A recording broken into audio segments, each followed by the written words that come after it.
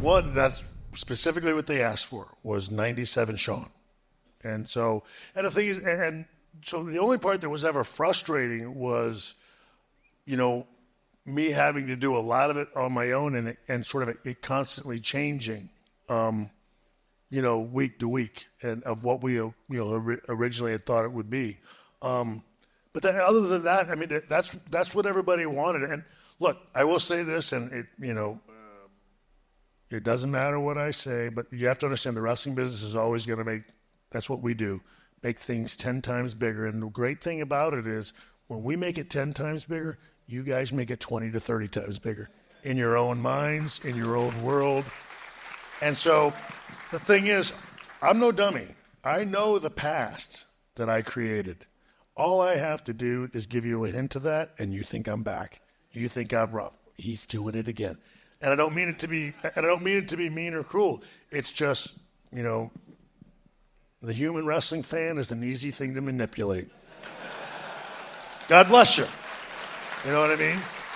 But it's not like, I'm just saying, it's not like I could have done that whole Larry King live thing and like nobody in the WWE have okayed that. You know what I mean? Or even the promo that I did after it. You know what I mean? It's not like, because this is no longer 97. This is no longer, a world where it was just owned by one guy and we only had to run it by him.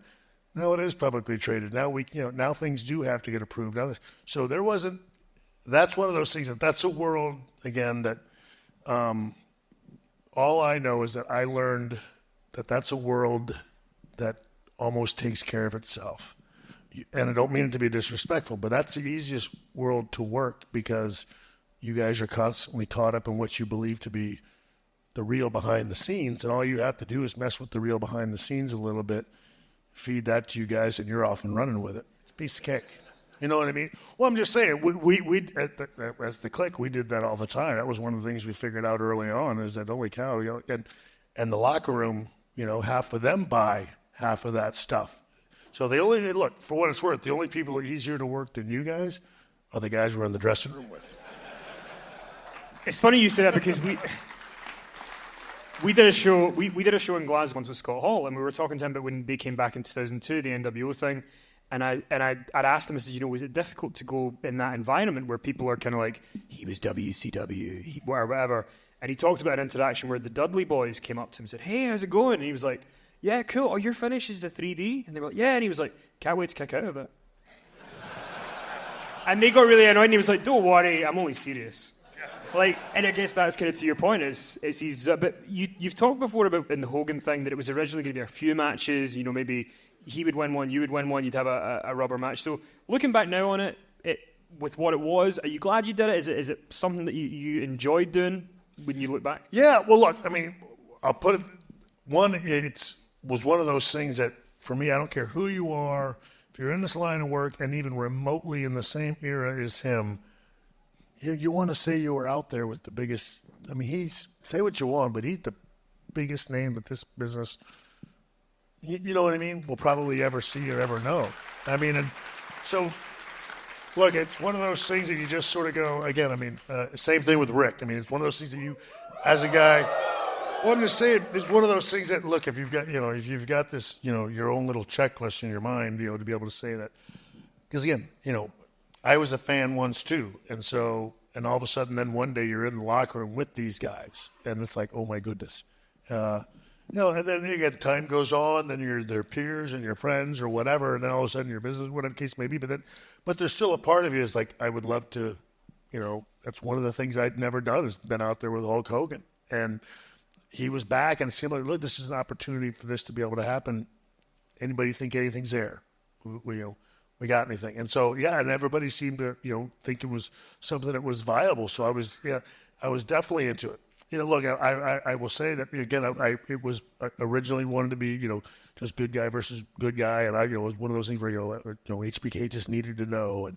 And those things got changed. And again, I also, I knew that it's hard to say, okay, so now I got to be a heel. And one of the things also, like if you're Shawn Michaels, it's like, and again, the Jesus thing, but like even going to church, like I somehow can't be a bad guy on TV. So if you got a hard time with the church people, so do I half the time.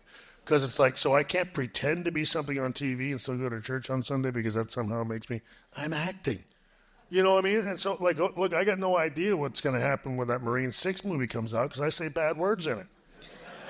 You know what I mean? Am I going to get in trouble at church when I do that? I don't understand that. I'm playing a part. You know what I mean? And so, and again, for what it's worth, I mean, like, I'm going to go out on a limb and say if it's who he says he is, he already knows what's already in there.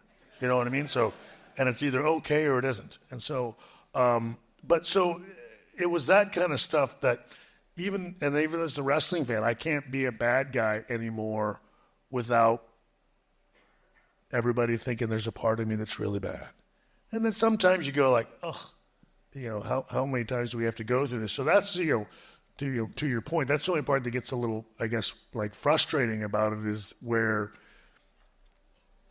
pro wrestling is only pro wrestling when you want it to be.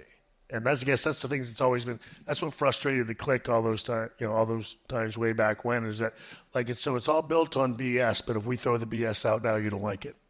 You know what I mean? It's, so it was only that kind of stuff that made it even remotely tough.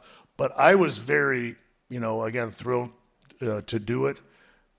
And even like the match itself, even that's gotten blown out of proportion. All that really did was reveal to me that I made the right choice in not trying to be a heel again because, that is the way I sold when I was a heel.